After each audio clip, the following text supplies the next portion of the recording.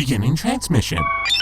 This is the audio log of Dr. Cool, O5 Council Member, as well as Supreme Commander, Mobile Task Force Alpha 1, also known as the Red Right Hand.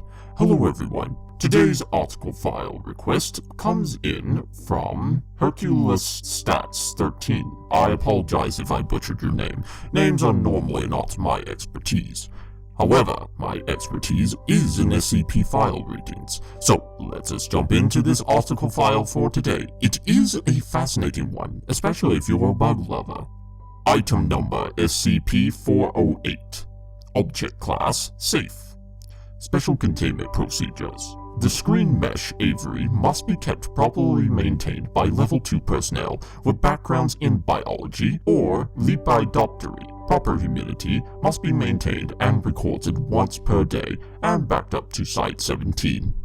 200 feeders filled with a aqueous sugar solution are to be maintained and refilled once per week. Description: SCP-408 is a large mass of Lepidopteria, taking the appearance of zebra butterflies when not camouflaged. SCP-408 acts as a single entity at all times, speculated to be a form of hive-mind communication amongst the mass. When inactive, SCP-408 will take on the color, pattern, and even texture of its immediate surroundings, making them functionally invisible. When threatened, SCP-408 has been observed to take on the form and appearance of a number of threatening creatures as a defense method, including a pride of lions, a Tyrannosaurus rex, and most notably SCP-682. See Incident Log 682-C. SCP-408 possesses the ability to communicate and reason, utilizing its ability to manipulate its color into words and sequences to reply to researchers. IQ tests administered to SCP-408 have evaluated its IQ to be 109 or slightly above average. However, when a part of the swarm is isolated, lower scores have been reported, resulting in a theory that SCP-408 shares its cognitive capacity amongst the entirety of the swarm. As of, SCP-408 prefers to be identified by its SCP number. SCP-408 was discovered in Brazil after reports that locals and logging teams found their maps to be frequently inaccurate regarding the size of the rainforest. After reports of animal sightings not local to either the Brazilian rainforest and some found on Earth at all, Foundation agents began an investigation resulting in the discovery of SCP-408. After learning it was intelligent, Dr. who accompanied the agents in the field communicated with SCP-408 and convinced it to accompany them to Site 17, where their current habitat exists. Addendum 408-A regarding SCP-408's knowledge of SCP-682, an investigation is underway regarding this leak of information. Incident 408-A. Due to a failure of appropriate personnel to properly refill 408's feeders, the swarm took it upon itself to find subsistence in its own means. Taking the appearance of several Level 1 personnel, SCP-408 convinced a passerby to open the door to the aviary, upon which they made an escape into Site 17's facility. For the whole of the day, Site 17 personnel reported an alarming series of irregular events, ranging from color-changing walls to several dozen versions of SCP-529 walking down a hallway. Site 17 was placed on lockdown and Delta level alert when it appeared that 90% of the containment units had been breached. Dr. Kondraki, head of research for SCP-408, had been out of assignment that day, and it wasn't until his return that the illusion had been revealed. And in short order, SCP-408 was returned to its aviary. Little damage was done except to the facility break room, which was left without proper sweeteners for the next week. Note, it may just be sugar water, but without it, SCP-408 is prone to mischief, as we clearly saw yesterday. It's fortunate that it doesn't act maliciously, but think about other next time you slack off custodial duties. Think about yourself as well, as I will not tolerate having to use sweet and low in my morning coffee for very long. Sincerely, Dr. Kondraki.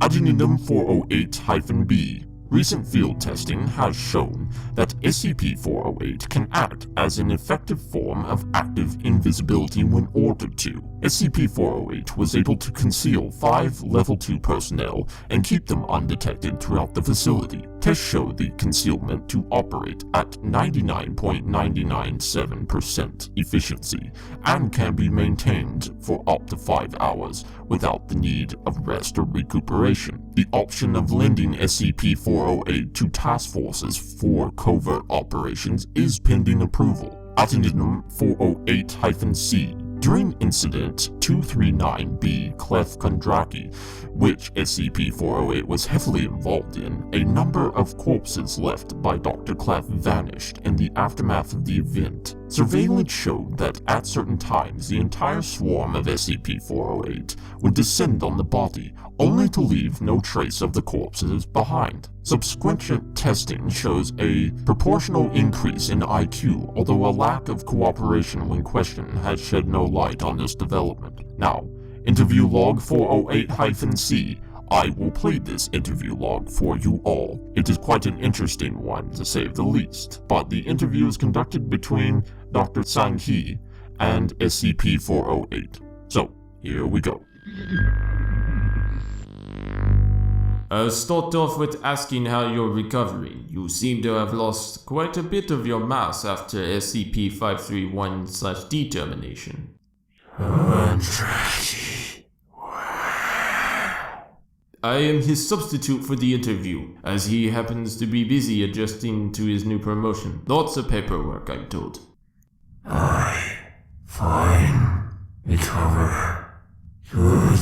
Food. Good. How exactly do you replenish your numbers? Complete. Was Dr. Kondraki the one who taught you to speak? Yes. Teach. What? He taught you.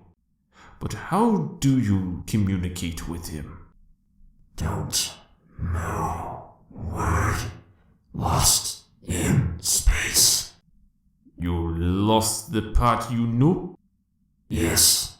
I forget until return. Next question then.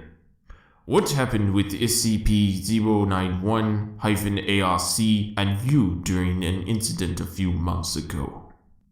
Pretty smell familiar.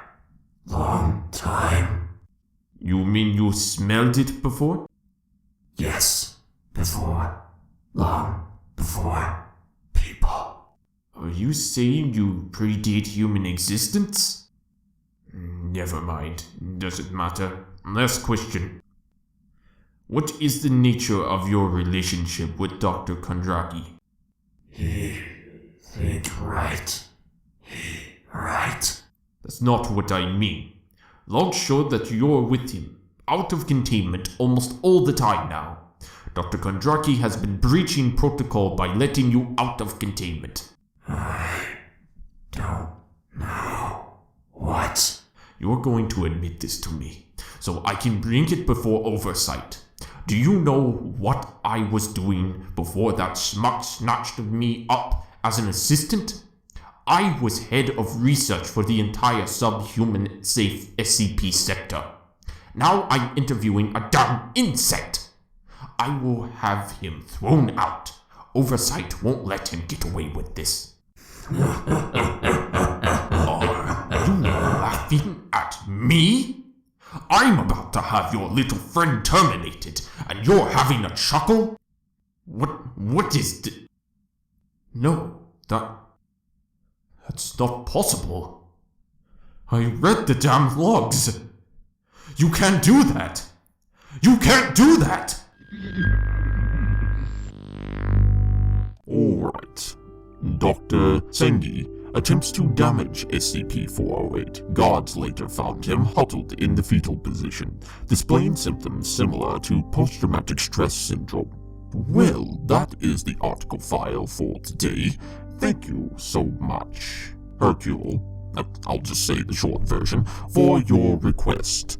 Please don't forget to leave a like and comment below, as well as subscribe for future SCP reading videos and other content in general. That is all the time that I have for today. Thank you so much for watching. This is Dr. Cool 05 Command, signing out.